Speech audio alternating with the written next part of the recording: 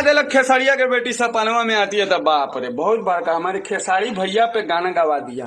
पहुंच गल अखिलेश कश्यप कुत्ता कारण। हम तो तोरा माई के बुर में चोदत नहीं तो हमरा लग पहुंच तोरा माँ का चोदो।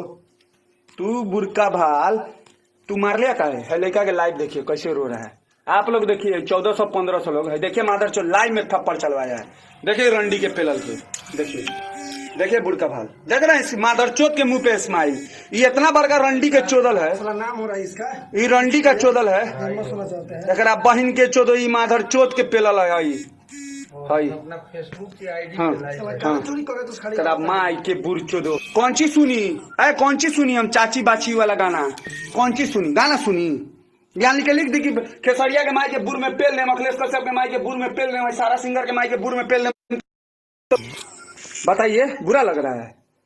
गाना नहीं ना सुनना है हमको। गाना सुन हम केकरो गाना काहे सुनी हम केकरो गाना काहे सुनी। हम सुने वाला कौन 3 में कि 13 में हम केकरो का हमरा मन करी तब नहीं सुने कि लोग के काला पर हम गाना सुन ली। हमरा एक गो बात के जवाब दे दो चाची के बाची बस हमनियों के बनाओ नी। हमरा से ज्यादा गंदा गाना कोनो ना गवावेला गवाएम रे बुरका वाला अश्लील के चोदल बनलिस।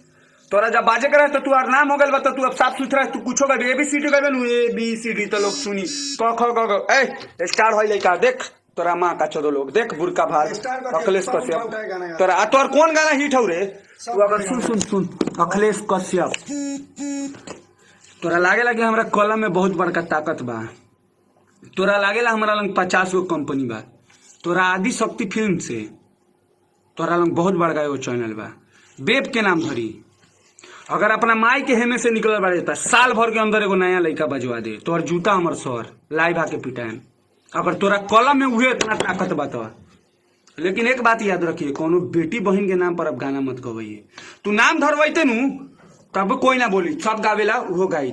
लेकिन चाची के बाची रे माधर चो तोर चाची ना हो रे बुरका भाल। तोहर चाची कोनो ना हो तोहर चाची कोनो ना हो।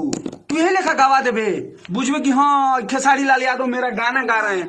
सबसे बड़का चुतिया इंसान तो वो है कि कुत्ता बिलाई राइटर का गाना गाते हैं। अगर आपके पास गाना नहीं है ना सर आपके पास गाना नहीं है तो हमको फोन कीजिएगा। मेरा नंबर लिख लीजिए 8899 88 आपको बहुत अच्छा गाना मिलेगा। आप जो गाना उठा के गाए ना वो मेरा ही चैनल का गाना है। दंगल म्यूजिक वर्ल्ड मेरा चैनल है। सुनाई आया मेरा गाना उठा के आप लोग बुरका भाल लोग बुझते हैं सिंगर। चाची के बाची का मतलब समझाइए ना। हम पंकज सिंह बुझते हैं काम मुंह में मुत किया पटक के गाड़ फाड़ देंगे हम मुंह में के हैं। आप कैसे मारे हैं लड़का के देखिए तब बहान चोत साला माया नहीं लगता माधर चोत ये भी किसी का बेटा होगा देखिए।